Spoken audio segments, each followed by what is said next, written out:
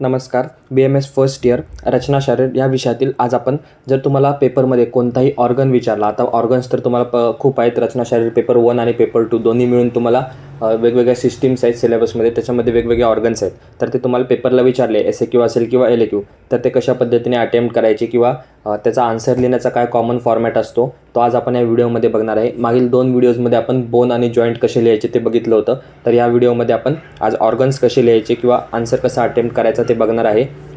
तर व्हिडिओ त्यासाठी शेवटपर्यंत नीट संपूर्ण पहा व पूर्ण ऐका, कारण युनिव्हर्सिटी एक्झामच्या दृष्टीने हा तुम्हाला खूप महत्त्वपूर्ण व्हिडिओ आहे आणि हा आपला UT एक्झाम बूस्टर सिरीजमधला व्हिडिओ नंबर 3 आहे.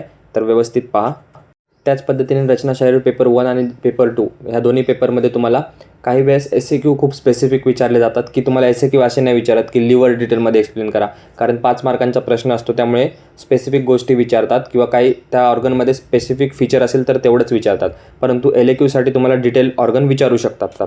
तसंच UT एक्झाम बूस्टरमध्ये सिरीजमधले जे व्हिडिओज मी अपलोड करणार आहे ते तुम्हाला नक्कीच सर्व व्हिडिओज हे युनिव्हर्सिटी एक्झामच्या दृष्टीने बनवलेले आहेत आणि ते तुम्हाला नक्कीच युनिव्हर्सिटी एक्झाममध्ये त्याचा फायदा होणार आहे. तर व्हिडिओच्या सगळ्यात सुरुवातीला मी तुम्हाला सांगणार आहे की हे तुमच्या समोर जे तुम्हाला दिसत आहे ते एक ऑर्गनचा एक कॉमन फॉर्मॅट आहे. मग हा फॉर्मॅट कुठे कुठे लागू होईल, तर जेव्हा तुम्हाला एखादा ऑर्गन डिटेलमध्ये एक्सप्लेन करा येईल, जर पेपरमध्ये एक्झाम्पल आलं राईट किडनी इन डिटेल, तर मग तुम्हाला हा सिक्वेन्स फॉलो करायचा आहे. आणि जर स्पेसिफिक गोष्टी विचारल्या असतील 4 ते 5, जर समजा तुम्हाला विचारलं एक्सटर्नल फीचर्स लिहून, त्याचे रिलेशन्स लिहून, त्याच्यानंतर त्याचं डायग्राम आणि क्लिनिकल ॲनाटॉमी लिहा, तर तेवढ्याच गोष्टी तुम्हाला तिथे लिहायच्या आहेत. पूर्ण सिक्वेन्स लिहिण्याची तिथे आवश्यकता नाही आहे. परंतु जर एखादा ऑर्गन डिटेलमध्ये विचारला असेल तर ब्लँक न होता कोणत्या पद्धतीने किंवा कोणकोणते पॉईंट्स त्यामध्ये आले पाहिजे, तर त्यासाठी हा आजचा व्हिडिओ आहे. तर सर्वात बेसिक गोष्ट आहे की कोणताही ऑर्गन जरी तुम्हाला विचारला असला तरी त्याचं थोडाफार आयुर्वेदिक अस्पेक्ट आधी लिहिणं गरजेचं आहे. म्हणजे तुमची लँग्वेज ऑफ आन्सर मराठी असेल तर तुम्ही त्याला मराठीमध्ये थोडंफार आयुर्वेदिक अस्पेक्ट लिहिणं गरजेचं आहे. त्यानंतर मग आयुर्वेदिक अस्पेक्ट झाल्याच्यानंतर मेन जो क्वेश्चनमध्ये ऑर्गन दिला आहे त्याचं पुढे डिटेल चालू होतात. तर सुरुवातीला आपण एक पॉईंट बघूयात. तर सुरुवातीला आयुर्वेदिक पार्ट काय लिहायचा कोणत्याही ऑर्गनचा, तर तो आपण बघूयात. तर ऑर्गनच्या आयुर्वेदिक पार्टमध्ये सुरुवातीला त्या ऑर्गनची उत्पत्ती जर तुम्ही केलेली असेल, एखादा श्लोक 1 लाईनिंग श्लोक आहेत सगळ्यांचे, ते जर तुम्ही केले असतील तर तो श्लोक लिहून त्याचा अर्थ लिहायचा. त्याच्यानंतर ते ऑर्गन आपल्या बॉडीमध्ये कुठे आहे, त्याचं स्थान काय आहे ते स्थान मेन्शन करायचं. मग त्यानंतर दोषसंबंध काय आहे, त्या ऑर्गनमध्ये कोणता दोषाधिक्य असतं, कोणता दोष असतो किंवा धातू संबंध काय आहे, त्यानंतर कला कोणत्या असतात, स्त्रोतस कोणता आहे, त्यानंतर पेशी किती आहेत त्या ठिकाणी. तरी हे गोष्टी एक पॉईंट वाईज एक शब्दाचे आहेत किंवा काय एक वाक्याचे आहेत. तर हे करणं गरजेचं काय आहे, कारण कोणताही ऑर्गन जेव्हा तुम्ही तुमचा एक्झामिनर जेव्हा तुमचा पेपर बघतो, जेव्हा तुम्ही LAQ लिहिता, समजा किडनी लिहिताय, तर त्याच्या आधी तुम्ही जर वृक्क थोडाफार लिहिला असेल अर्धा पेज, तर ते एक वेगळं इम्प्रेशन पडतं आणि तिथे तुम्हाला मार्क्स स्कोअर करण्यासाठी संधी भेटते. त्यासाठी तुम्ही काय करा, प्रत्येक ऑर्गन प्रत्येक सिस्टीम, आता तुम्हाला सिलेबसमध्ये डायजेस्टिव्ह सिस्टीम आहे, रेस्पिरेटरी सिस्टीम आहे, कार्डिओव्हॅस्क्युलर सिस्टीम आहे, त्याच्यानंतर युरिनरी, रिप्रोडक्टिव्ह अशा वेगवेगळ्या सिस्टीम आहेत. तर त्या सिस्टीममध्ये जे ऑर्गन दिलेले आहेत त्याचा थोडाफार प्रत्येकाचा एक आयुर्वेदिक अस्पेक्ट करून ठेवा. जे मी आत्ता तुम्हाला 5-6 पॉईंट्स सांगितले त्या पॉईंट्सनुसार तुम्ही प्रत्येकाचा आयुर्वेदिक अस्पेक्ट करून जा, तेवढं तुम्हाला एक्झामसाठी सफिशियंट आहे. आणि त्यानंतर जो ऑर्गन डिटेलमध्ये विचारलं आहे त्याचं तुम्ही मॉडर्न अस्पेक्ट लिहायचा. तर हा होता क्वेश्चनचा आन्सरमधला पहिला पार्ट. त्याच्यानंतर काय लिहायचं, तर ऑर्गन जो दिलेला आहे त्याचं इंट्रोडक्शन लिहायचं. इंट्रोडक्शन म्हणजे काय, थोडक्यात 3 ते 4 सेंटेन्सेसमध्ये तुम्ही त्याचं वर्णन करायचं की काय त्याला वेगळं नाव दिलेलं आहे का, किंवा त्याला काही सिनोनिम आहे का, किंवा त्या ऑर्गनचं काय महत्त्व आहे बॉडीमध्ये, ते 2 ते 3 वाक्यांमध्ये तिथं लिहायचं. ते झालं ऑर्गनचं इंट्रोडक्शन. त्याच्यानंतर मेन काय पॉईंट आहे, तर लोकेशन. तो ऑर्गन आपल्या बॉडीमध्ये कुठे सिच्युएटेड आहे, एक्झॅक्ट त्याचं लोकेशन ॲनाटॉमिकली काय आहे, त्याचं कशाच्या वर आहे कशाच्या खाली आहे ते तिथे मेन्शन करायचं. त्याच्यानंतर छोट्या गोष्टी येतात जसं की शेप, साईज, वेट, कलर. आता प्रत्येक ऑर्गनलाच हे असेल असं नाही, पण बऱ्यापैकी ऑर्गन्सला शेप, साईज, वेट, कलर हे आपल्याला मेन्शन केलेलं आहे. तर ते स्पेसिफिक त्या ऑर्गनचं तिथे बरोबर आलं पाहिजे. त्यानंतर नेक्स्ट पॉईंट आहे एक्सटेंट. एक्सटेंट म्हणजे काय, तो ऑर्गन आपल्या बॉडीमध्ये सिच्युएटेड तर आपण दिला आहे की त्याचं एक्झॅक्ट लोकेशन तर वरती लिहिलं आहे, पण एक्सटेंट म्हणजे काय, तो कुठून कुठेपर्यंत आहे किंवा त्याचं एक्सटेंट कुठेपर्यंत आहे, कुठेपर्यंत तो पसरलेला आहे, ते तुम्हाला 2 ते 3 वाक्यांमध्ये तिथं लिहायचं आहे किंवा पॉईंट्समध्ये लिहायचं आहे. त्याच्यानंतर एक्सटर्नल फीचर्स. एक्सटर्नल फीचर्स म्हणजे काय असतं ऑर्गनचं, तर त्याला किती एंड आहेत, किती साईड्स, किती बॉर्डर आहेत, त्याच्यानंतर किती सर्फेसेस आहेत, ह्या ज्या गोष्टी असतात ते सर्व एक्सटर्नल फीचर्समध्ये येतात. एक्सटर्नल फीचर लिहित असताना तुम्हाला मेन हेडिंग तर आलं पाहिजे की 2 एंड आहेत, मग त्या 2 एंडची नावं कोणती, प्लस त्यामध्ये प्रत्येकामध्ये थोडं लिहिता आलं पाहिजे. तेव्हा तुमचा एक्सटर्नल फीचर्स हा पॉईंट व्यवस्थित पूर्ण होतो. आणि लगेच एक्सटर्नल फीचर्स लिहून झाल्याच्या नंतर तुम्हाला त्या गोष्टीची जे तुम्ही एक्सटर्नल फीचर लिहिलेले आहेत ते तुम्हाला एका डायग्राममध्ये रिप्रेझेंट करायचे असतात, जेणेकरून जो तुम्ही क्वेश्चन लिहिताय, समजा किडनी लिहिताय तर किडनी एक आपल्याला क्लिअर होईल की हां बाबा ह्याला किडनी येतं आहे आणि जे तुम्ही आन्सर लिहिताय ते तुमच्या डायग्रामला सुद्धा मॅच करतं आहे. तर त्यासाठी डायग्राम काढणं गरजेचं असतं. त्यामुळे प्रत्येक ऑर्गनची मी तुम्हाला बोन आणि जॉईंटमध्ये सुद्धा सांगितलं आहे, प्रत्येकामध्ये एक एक डायग्राम तरी कंपल्सरी ॲनाटॉमीमध्ये तुम्हाला काढणं गरजेचं असतं, कारण ॲनाटॉमी म्हणजेच डायग्रामॅटिक रिप्रेझेंटेशन आहे. तर त्यासाठी तुम्हाला डायग्राम काढणं ॲनाटॉमीच्या पेपरमध्ये जास्तीत जास्त गरजेचं असतं. त्यानंतर नेक्स्ट खूप महत्त्वाचा पॉईंट आहे तो म्हणजे रिलेशन्स. आता आन्सर लिहित असताना ॲनाटॉमीच्या पेपरमध्ये, रचनाशास्त्राच्या पेपरमध्ये रिलेशन्स खूप मॅटर करतात.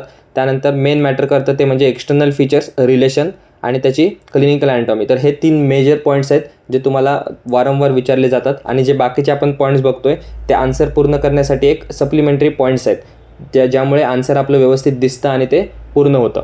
तर मेन पॉईंट्स रिलेशन आहे, तर व्यवस्थित प्रत्येक ऑर्गनचं रिलेशन त्याच्या साईडनुसार किंवा जे काही रिलेशन्स असतील ते व्यवस्थित करा. त्याच्यानंतर जे छोटे छोटे पॉईंट आहेत, ब्लड सप्लाय, वेनस सप्लाय, लिम्फॅटिक ड्रेनेज, हे सुद्धा महत्त्वाचे असतात. आणि बऱ्यापैकी जर तुम्ही ऑर्गन्स बघितले तर इथं शॉर्ट टिप अँड ट्रिक तुम्हाला सांगायला झाली तर कोणताही ऑर्गन असेल तर बऱ्यापैकी त्याच्या नावानेच त्याची आर्टरी, वेन असते, परंतु तुम्ही एकदा बघून घ्या, ते कन्फर्म करा की सगळ्या ऑर्गनला हे लागू होतं आहे का. बऱ्यापैकी ऑर्गन्सला ही गोष्ट लागू होते की समजा आता आपण किडनी लिहितोय तर तिथे रिनल आर्टरी आपण लिहू शकतो, रिनल वेन लिहू शकतो. तर असं बऱ्यापैकी ऑर्गन्सला लागू होतं. तर ते कोणतं लागू होत नाही ते वेगळं काढून तुम्ही तेवढं फक्त लक्षात ठेवलं तरी चालेल. त्यानंतर लिम्फॅटिक ड्रेनेज सेम तसंच, ब्लड सप्लाय, वेनस सप्लायसारखं लक्षात ठेवा. त्यानंतर नर्व सप्लायमध्ये काय जरी नाही आलं, कमीत कमी तुम्ही तिथं सिम्पॅथॅटिक, पॅरासिम्पॅथॅटिक, नर्व सप्लाय एवढं तरी लिहा. बाकी प्रत्येकाचे डिटेल जर तुम्ही नर्व दिले तर वेल अँड गुड. नाहीतर हे 4 पॉईंट ब्लड सप्लाय, वेनस supply, lymphatic drainage, nerve supply हे तुमच्या आन्सरच्या शेवटी आले पाहिजेत. त्याच्यानंतर शेवटचा पॉईंट तो म्हणजे क्लिनिकल ॲनाटॉमी. आता क्लिनिकल ॲनाटॉमी आपला एक वरती पॉईंट राहून गेला आहे तो म्हणजे हिस्टॉलॉजी. हिस्टॉलॉजी हा एक मेजर पॉईंट आहे. तर तेवढा बघायला गेलं तर तो स्पेसिफिक विचारत नाहीत की या ऑर्गनची हिस्टॉलॉजी लिहा, परंतु जर तुम्हाला LAQ आला डिटेलमध्ये लिहा तर हिस्टॉलॉजी हा पॉईंट तुमचा त्यामध्ये आला पाहिजे. हिस्टॉलॉजीमध्ये काय असतं तर तुम्हाला त्याच्या लेयर्स जर असल्या तर त्या लिहाव्या लागतात, किंवा त्याचं स्ट्रक्चर कसं आहे, त्याच्या कवरिंग्स काय आहेत ते तुम्हाला हिस्टॉलॉजी या पॉईंटमध्ये लिहावे लागतात. तर हिस्टॉलॉजी एक कॉमन तुम्ही लिहू शकता सर्व ऑर्गनसाठी. तर ह्या व्हिडिओमध्ये तुम्हाला त्याचा फायदा होणार आहे हिस्टॉलॉजी या पॉईंटसाठी. बाकीच्या गोष्टी तर तुम्हाला मी फक्त एक्सप्लेन केलेल्या आहेत की कोणत्या पॉईंटमध्ये काय लिहायचं. आता मी तुम्हाला कॉमन तर नाही देऊ शकत, कारण सिलेबसमध्ये बऱ्यापैकी सर्व ऑर्गन्सच आहेत. तर असं तिथे काही वेगळं शॉर्ट ट्रिक नाही आहे किंवा काही वेगळे मॅजिक ट्रिक नाही आहे की तुम्हाला हे सर्व लक्षात ठेवता येईल. जसं मी तुम्हाला जॉईंटसाठी सर्व जॉईंट्स एकत्रित दिले होते तसं ऑर्गनसाठी काही करू शकत नाही. तुम्हाला प्रत्येक ऑर्गन हा वेगळा स्टडी करावा लागणार आहे. तर तो व्यवस्थित मी जे पॉईंट्स दिलेत त्यानुसार तुम्ही स्टडी करा. आता हिस्टॉलॉजी म्हणजे काय, all organs are form from 4 basic tissues. आपल्याला माहिती आहे सर्व ऑर्गन्स हे 4 बेसिक टिश्यूपासून बनलेत, epithelium, connective tissue, muscle tissue आणि नर्वस टिश्यू. त्यानंतर हिस्टॉलॉजी लिहित असताना तुम्हाला जर ट्युब्युलर ऑर्गन दिला असेल, ट्युब्युलर ऑर्गन म्हणजे काय, ज्यांचं स्ट्रक्चर हे बऱ्यापैकी ट्यूबलाईक आहे किंवा हॉलो आहे. त्यामध्ये oesophagus, stomach, intestine, ureters, urinary bladder, uterus हे स्ट्रक्चर्स हे ऑर्गन्स येतात. तर ते जर तुम्हाला ह्यापैकी कोणताही ऑर्गन आला तर तुम्ही हिस्टॉलॉजीच्या पॉईंटमध्ये हे 4 लेयर्स लिहू शकता, म्युकोजा, सबम्युकोजा, मस्क्युलारिस आणि सिरोसा. यामध्ये थोडंफार लिहायचं इनर लेअर, आउटर लेअर काय. त्याच्यानंतर मस्क्युलारिसमध्ये 2 लेअर असतात, इनर सर्क्युलर, आउटर लॉन्जिट्युडिनल. हे 4 एवढे हिस्टॉलॉजीमध्ये जरी नावं लिहिले लेअर्सची तरी सफिशियंट आहे.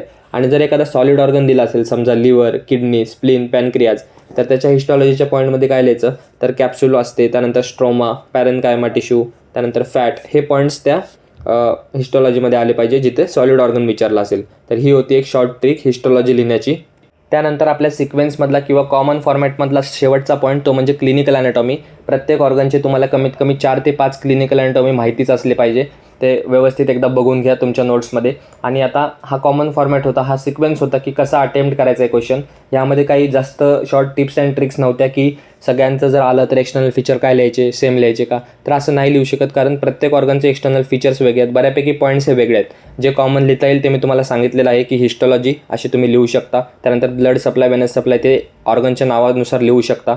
तर आता ह्या गोष्टींमध्ये तुम्हाला लक्षात काय ठेवायचं आहे, त्या ऑर्गनच्या बेसिक साईज, शेप काय असतो, त्याचे एक्सटर्नल फीचर्स आणि त्याचे रिलेशन्स, एवढ्याच गोष्टी तुम्हाला, आणि त्याची एक डायग्राम, एवढ्याच गोष्टी तुम्हाला सेपरेटली लक्षात ठेवायच्या आहेत. बाकीच्या सर्व बऱ्यापैकी गोष्टी कॉमन आहेत जे तुम्हाला मी सांगितलेले आहेत. तर हा होता आपला UT एक्झाम बूस्टर सिरीजमधला तिसरा व्हिडिओ नंबर 3, ज्यामध्ये आपण ऑर्गन कसा लिहायचा किंवा SAQ LAQमध्ये. अजून एक गोष्ट राहिली ती म्हणजे जर तुम्हाला SAQ विचारणं झालं ऑर्गनमधून किंवा सिस्टीम्समधून तर कसा विचारतात.